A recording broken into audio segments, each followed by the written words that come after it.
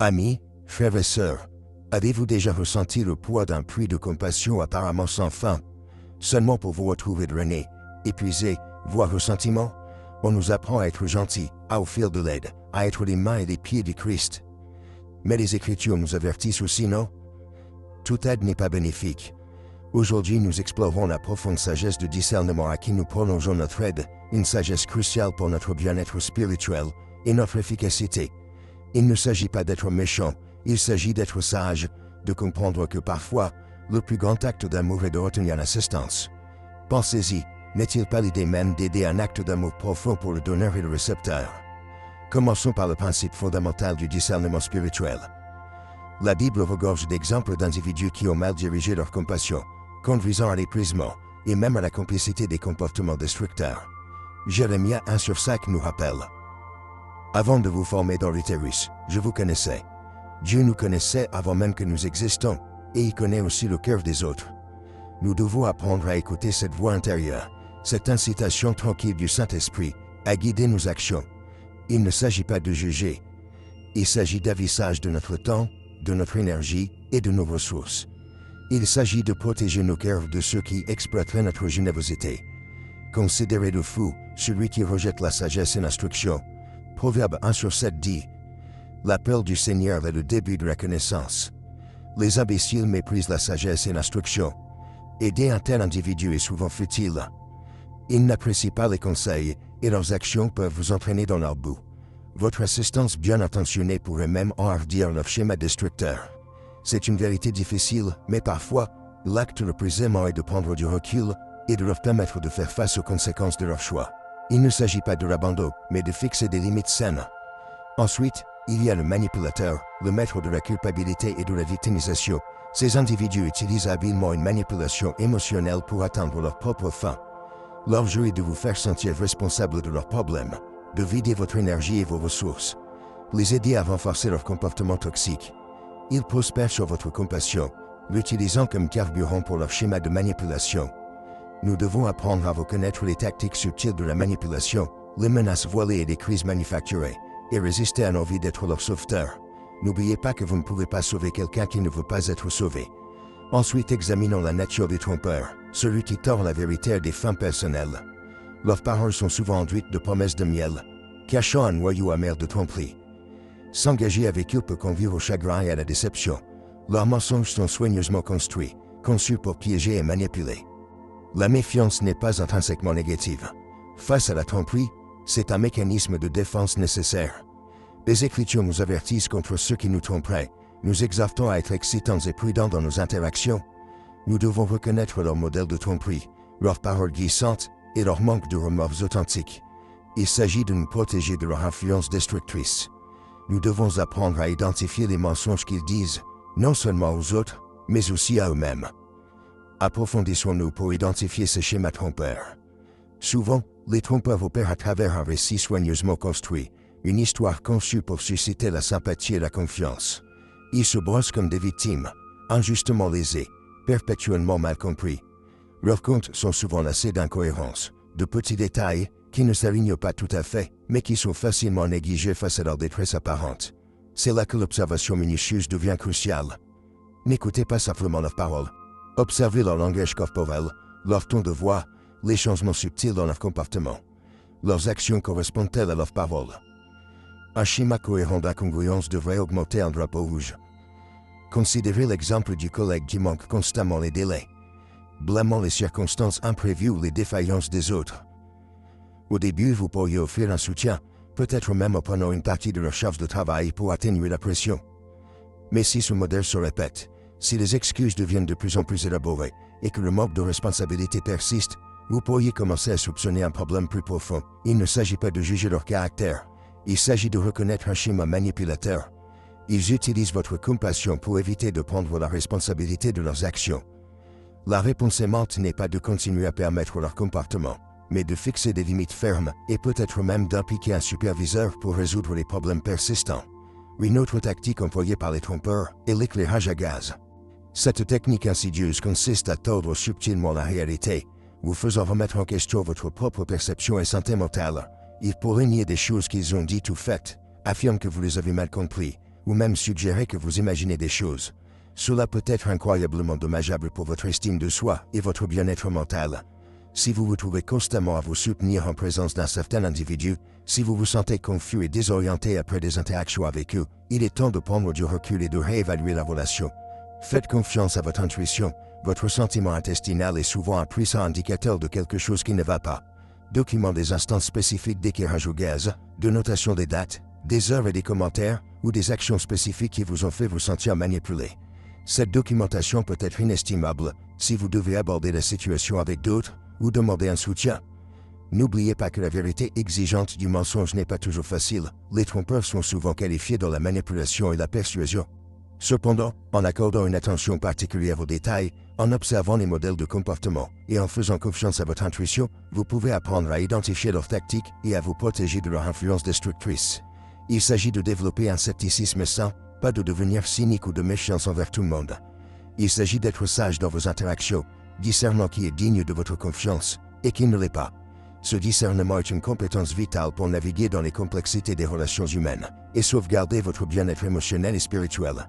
Cela nécessite une conscience de soi, une volonté d'apprendre des expériences passées et un engagement à hiérarchiser votre propre santé mentale. Approfondissons l'art subtil de la tromperie en nous concentrant sur la façon dont les manipulateurs exploitent notre désir inhérent de connexion et d'empathie. Ils s'attaquent souvent à nos vulnérabilités en utilisant notre compassion contre nous. Pensez aux collègues qui cherchent constamment vos conseils. En déversant leurs malheurs et en détaillant leurs injustices perçues, ils pourraient se peindre comme une victime, mettant constamment en soulignant leurs malheurs, tout en dévaluant subtilement les réalisations des autres. Au début, vous pourriez vous sentir sympathique, offrant un soutien et des encouragements. Cependant, si vous remarquez que ce modèle persiste, ils ne semblent jamais assumer la responsabilité de leurs propres actions et semblent toujours être la victime, alors les sonneries de l'alarme devraient sonner. Il s'agit d'une tactique de manipulation classique. Ils utilisent votre empathie pour obtenir de la sympathie et potentiellement pour détourner l'attention de leurs propres lacunes. La clé ici est de différencier le besoin authentique et le comportement manipulateur. Le besoin authentique implique une volonté de travailler vers des solutions et de prendre la responsabilité de ses actions. Le comportement manipulateur, à l'inverse, se concentre sur la sympathie sans aucune intention de s'améliorer. Une autre zone à surveiller est la manipulation de la culpabilité. Les manipulateurs sont des maîtres pour vous faire sentir coupable de ne pas répondre à leurs besoins ou attentes, même si ces besoins sont déraisonnables ou si leurs attentes sont irréalistes. Ils pourraient subtilement faire allusion à vos lacunes, vous faisant vous sentir inadéquat ou responsable de leur malheur. Ils pourraient utiliser des tactiques passives-agressives, telles que le bouderie, ou vous donner le traitement silencieux, pour vous faire sentir coupable de ne pas avoir répondu à leur manipulation émotionnelle. Apprenez à reconnaître ces tactiques et ne soyez pas influencés par leur voyage de culpabilité. Une relation saine devrait favoriser le respect et la compréhension mutuelle, et non un cycle constant de culpabilité et de manipulation. Si vous vous excusez constamment pour des choses que vous n'avez pas faites, ou que vous vous sentez responsable de l'état émotionnel de quelqu'un d'autre, c'est un indicateur fort de la manipulation. Considérez le scénario d'un ami qui demande constamment des faveurs mais rarement réciproques. Au départ, vous pourriez être heureux de vous aider, le considérant comme un acte d'amitié. Cependant, si ce modèle continue, s'il profite régulièrement de votre générosité sans jamais rien offrir en retour, vous êtes probablement manipulé. Il ne s'agit pas d'être égoïste. Il s'agit de reconnaître un déséquilibre dans la relation. Des relations saines sont construites sur la réciprocité et le respect mutuel. Si une personne prend constamment sans donner, la relation est intrinsèquement déséquilibrée et potentiellement exploitante. La fixation de limites est cruciale dans de telles situations. Il est normal de dire non, de prioriser vos propres besoins et de refuser de profiter. Il ne s'agit pas d'être méchant, il s'agit de l'autopréservation. N'oubliez pas que l'identification du comportement manipulateur ne consiste pas à devenir paranoïaque ou méfiant. Il s'agit de développer une conscience aiguë de la dynamique humaine, de reconnaître les modèles et de protéger votre bien-être émotionnel. Il s'agit d'apprendre à discerner une véritable connexion contre les tactiques manipulatrices. C'est une compétence qui se développe au fil du temps grâce à l'autoréflexion, à l'observation et à une volonté d'apprendre des expériences passées. Plus vous comprenez la mécanique de la manipulation, plus vous serez équipé pour naviguer dans des situations sociales complexes et vous protéger de ceux qui cherchent à exploiter votre gentillesse et votre empathie. Ce processus implique un engagement envers les soins personnels et la volonté de hiérarchiser votre propre santé émotionnelle.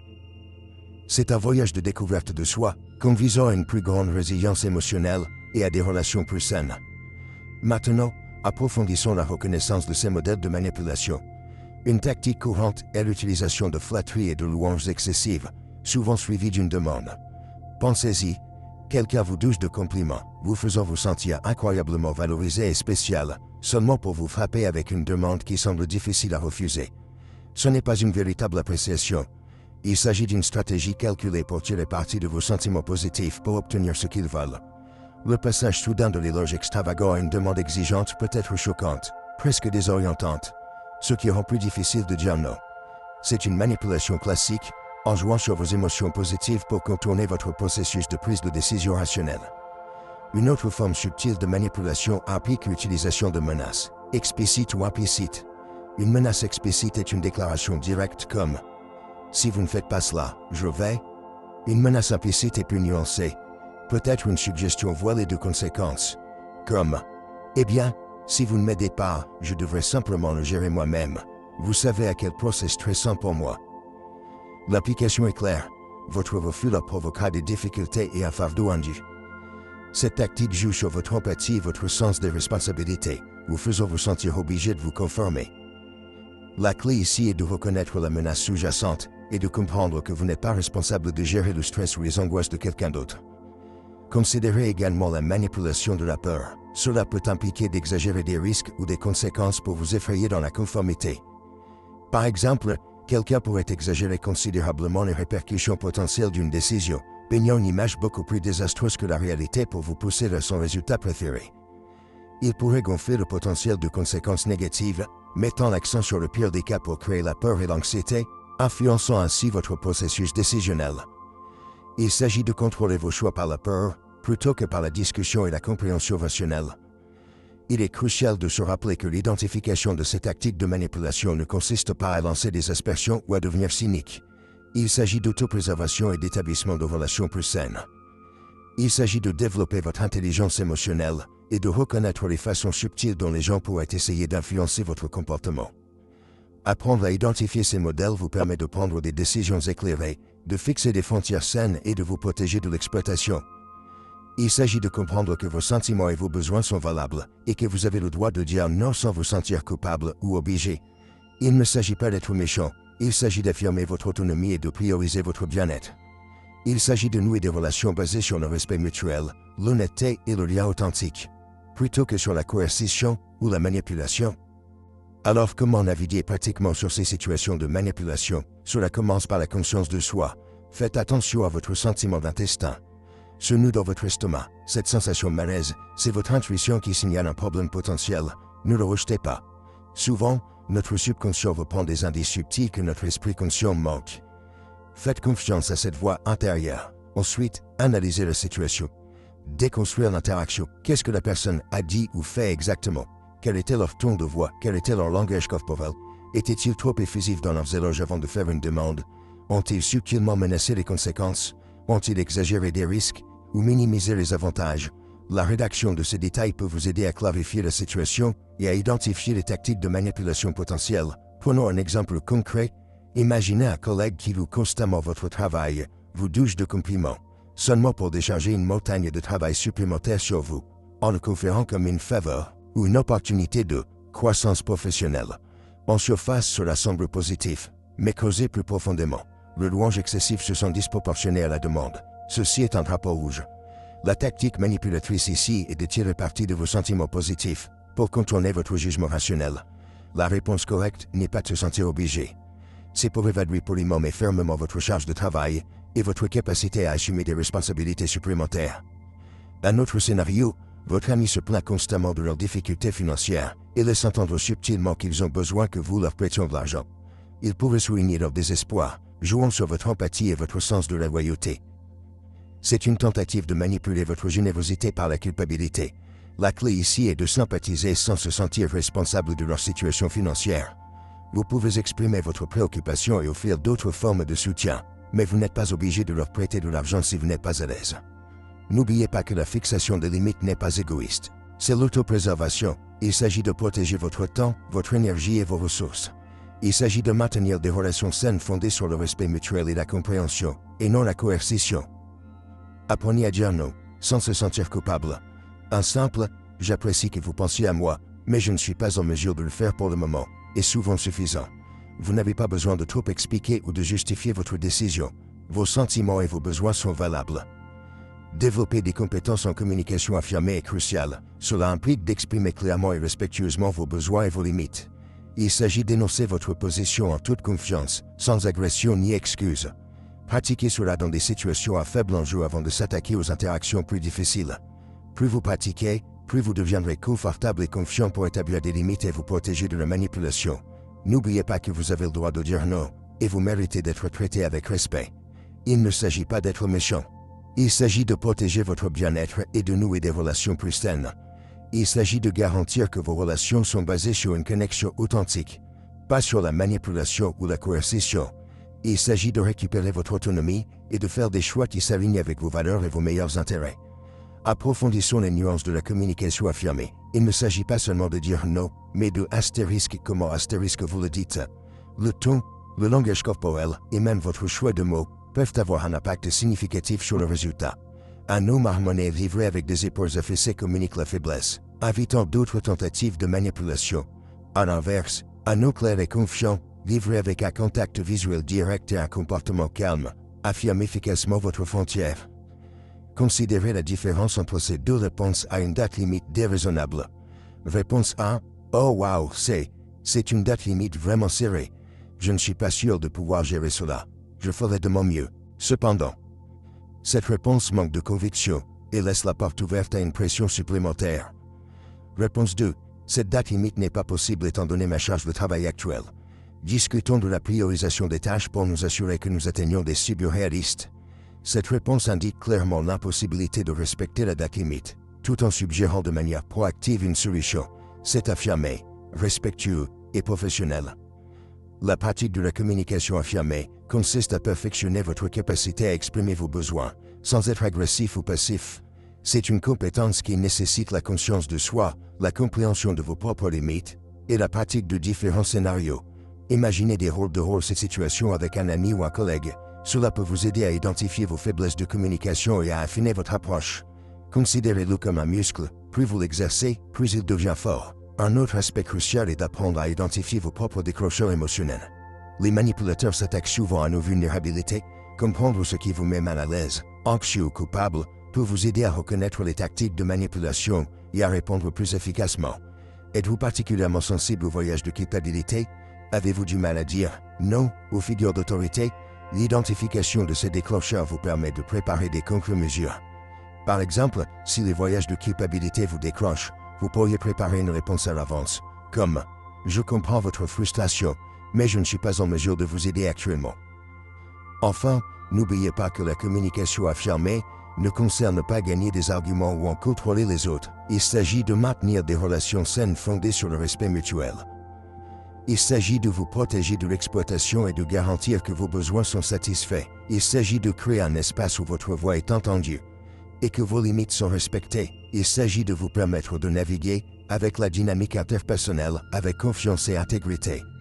C'est un voyage, pas une destination. Il y aura des moments où vous tomberez, lorsque vous vous sentirez mal à l'aise, ou lorsque vous pourrez même regretter votre réponse affirmée. Mais chaque expérience est une opportunité d'apprentissage. Chaque non que vous offrez en toute confiance renforce votre capacité à vous protéger et à établir des relations plus saines. Chaque frontière que vous fixez renforce votre respect de soi et vous permet de vivre une vie plus authentique et épanouissante. Approfondissons plus profondément dans ces déclencheurs émotionnels. Nous les avons tous. Le mien, par exemple, était un besoin implacable de plaire. Je me penchais en arrière pour accueillir les autres, souvent à mon propre détriment. Cela découle d'une peur profonde du rejet et d'un désir d'approbation. Reconnaître cette vulnérabilité a été la première étape vers la surmonter.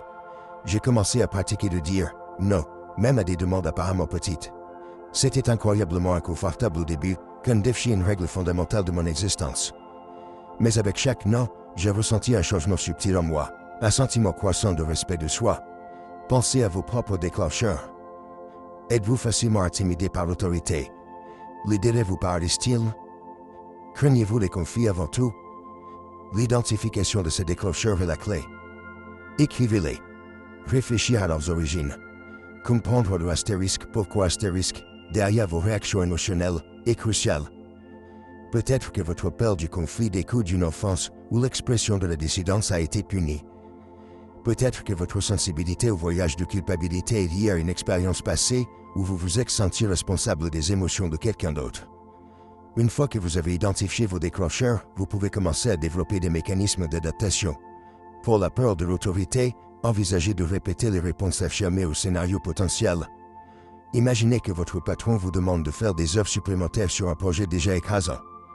Au lieu d'une acceptation douce, entraînez-vous à dire quelque chose comme « J'apprécie la demande, mais ma charge de travail actuelle m'empêche de prendre des responsabilités supplémentaires pour le moment. » Peut-être pouvons-nous discuter des tâches de repriorisation?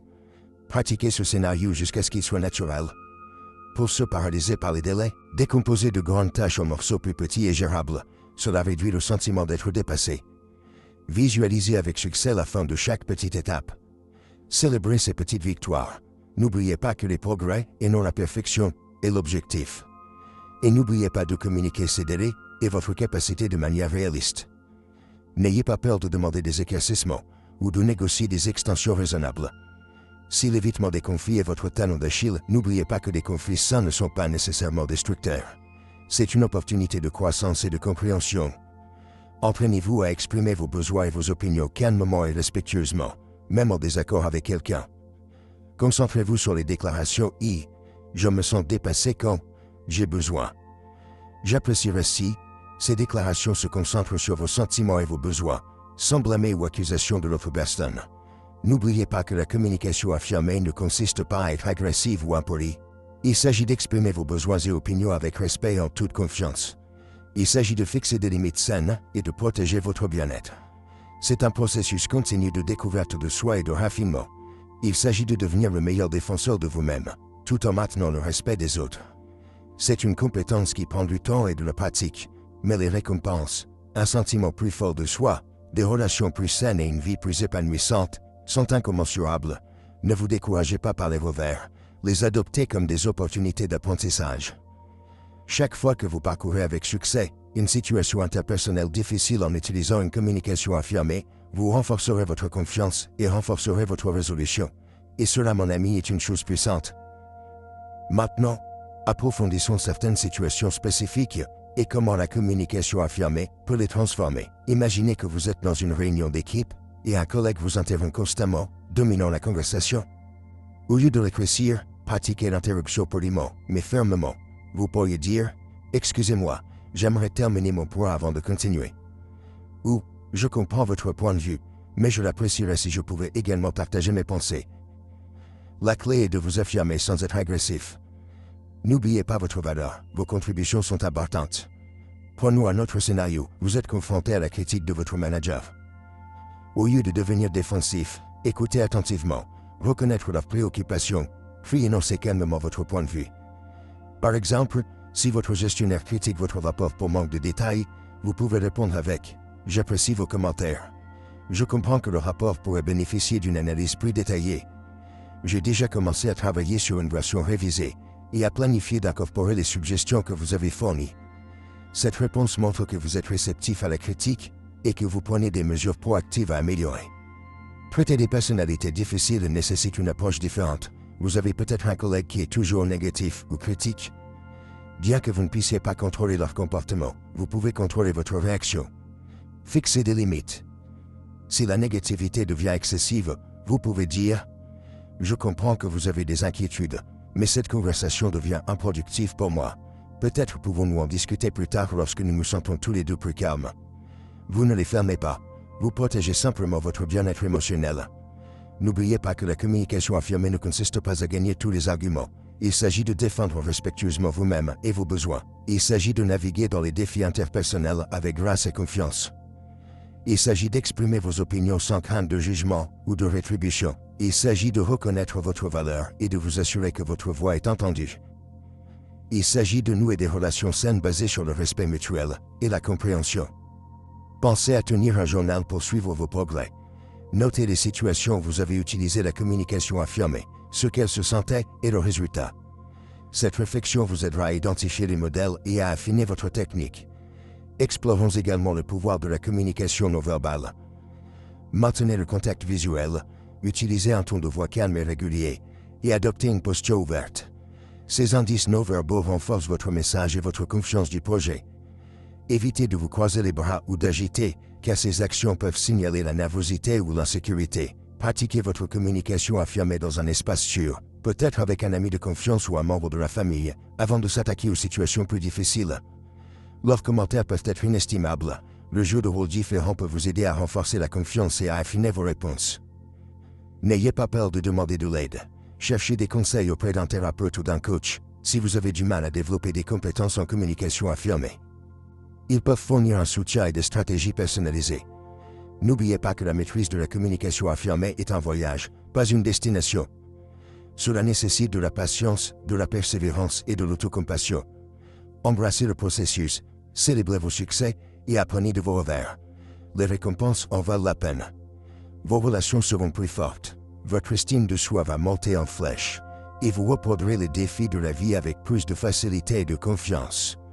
Maintenant, plongeons dans des scénarios spécifiques où la communication affirmée peut être particulièrement difficile. Imaginez que vous êtes dans une réunion et qu'un collègue vous interrompt constamment. Au lieu de le laisser glisser ou de devenir frustré, essayez ceci. J'apprécie votre contribution, John, mais j'aimerais terminer mon point avant de passer à autre chose. Il s'agit d'une façon directe, mais polie de récupérer votre espace. Remarquez comment il reconnaît leur contribution, tout en affirmant fermement votre droit de parler. N'ayez pas peur de le répéter si nécessaire. La cohérence est la clé. Un autre scénario commun. Un ami demande constamment des faveurs, mais rarement réciproques. Vous pourriez vous sentir obligé de dire oui, mais ce n'est pas affirmé. Au lieu de cela, essayez. Sarah, je suis heureux d'aider quand je peux, mais je me sens un peu dépassé en ce moment. Peut-être pouvons-nous réfléchir à des moyens de partager les responsabilités plus uniformément à l'avenir. Cela établit une frontière tout en ouvrant la porte à une solution collaborative. La clé est d'exprimer vos besoins honnêtement et directement, sans recourir à l'agression ou à la culpabilité. L'affirmation ne consiste pas à être agressive, il s'agit d'être clair et respectueux. C'est la différence entre dire « tu es toujours en retard, agressif » et « j'ai remarqué que vous avez été en retard à nos réunions récemment. Est-ce que tout va bien? Peut-être pouvons-nous trouver un moyen de nous assurer que nous sommes tous à l'avenir. » Assertif. Voir la différence. L'approche affirmée aborde la question sans attribuer le blâme ni provoquer un conflit inutile. Pensez à un moment où vous n'avez pas affirmé vous-même. Ce qui s'est passé. Comment vous avez-vous fait sentir? Qu'aurez-vous pu faire différemment? L'analyse des expériences passées est cruciale pour la croissance. La réflexion sur ces situations vous aide à identifier les modèles et à développer des stratégies pour les rencontres futures. Peut-être que vous aviez peur du conflit, craignant de nuire à une relation, ou tout simplement de ne pas savoir comment exprimer vos besoins efficacement. Comprendre ces peurs sous-jacentes est la première étape vers les surmonter. Considérez la technique de recours cassé. Cela implique de manière calme et à plusieurs reprises en indiquant à plusieurs reprises votre point, sans se faire entraîner dans des arguments latéraux ou des tangentes émotionnelles. Si quelqu'un essaie de vous détourner ou de vous rejeter, réitérez simplement votre demande ou votre déclaration. Par exemple, si quelqu'un continue de vous interrompre, vous pouvez continuer à répéter « Je l'apprécierais si vous me laissiez terminer ma pensée ». Cette technique est remarquablement efficace pour maintenir votre position sans augmenter la situation. N'oubliez pas que la maîtrise de la communication affirmée est une compétence, pas un trait inné. Il faut du temps, de la pratique et de la patience pour se développer. Ne vous découragez pas si vous ne voyez pas les résultats immédiatement.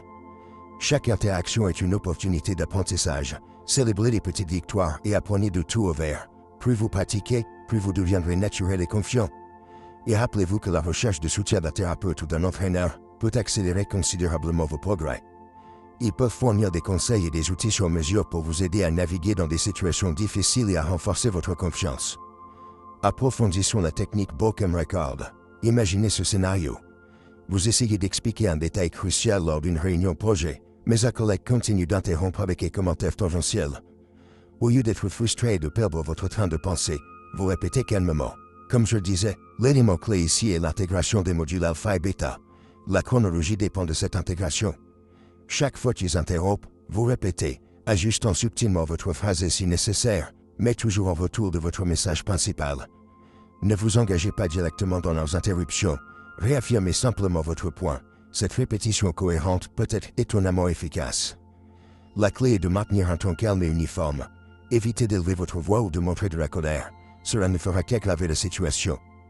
Un autre outil puissant est la technique de brouillard. Cela implique de reconnaître le point de vue de l'autre personne, sans nécessairement d'accord avec elle. Par exemple, si quelqu'un critique votre travail, vous pourriez dire « Vous avez raison, j'aurais pu l'approcher différemment », sans admettre la faute ou changer votre position. Cela diffuse l'attention en validant leurs sentiments, tout en maintenant votre terrain. C'est une façon de reconnaître leur point de vue sans se désaborder le vôtre. N'oubliez pas que la communication affirmée ne concerne pas les arguments gagnants. Il s'agit d'exprimer vos besoins et de maintenir vos limites. Considérons maintenant la communication non verbale. Votre langage corporel joue un rôle important dans la communication affirmée. Maintenez le contact visuel, tenez-vous ou asseyez-vous avec une bonne posture et utilisez un langage corporel ouvert et détendu. Évitez de s'agiter ou de croiser les bras, ce qui peut signaler l'insécurité ou la défensive. Une posture confiante renforce votre message affirmé. Pratiquez cela devant un miroir. Cela peut faire une différence étonnamment importante dans la façon de vous rencontrer. Enfin, n'oubliez pas que la communication affirmée n'est pas une solution unique. L'approche que vous adoptez dépendra du contexte et de votre relation avec l'autre personne. Ce qui fonctionne dans une conversation occasionnelle n'est peut-être pas approprié dans un cadre formel. Développez votre intuition et apprenez à adapter vos stratégies en conséquence. Vous devez être flexible et réactif à la situation, mais toujours ancré dans vos propres besoins et limites. Apprendre à lire la salle et à ajuster votre approche en conséquence est une compétence vitale pour maîtriser la communication affirmée. Il s'agit d'être efficace, pas rigide. Cela prend la pratique et la conscience de soi. Et rappelez-vous, il est normal de demander de l'aide. N'hésitez pas à demander des conseils auprès d'un mentor, d'un thérapeute ou d'un entraîneur si vous avez du mal. Ils peuvent offrir un soutien et des stratégies personnalisées pour vous aider à perfectionner vos compétences en communication affirmée. Alors, quelle est votre plus grande leçon de la leçon d'aujourd'hui sur la communication affirmée? Faites-moi savoir dans les commentaires ci-dessous. Et n'oubliez pas de vous abonner, frappez cette cloche de notification pour ne pas manquer notre prochaine vidéo sur la résolution des conflits, et je vous verrai là-bas. Jusqu'à la prochaine fois, c'est Marco, signé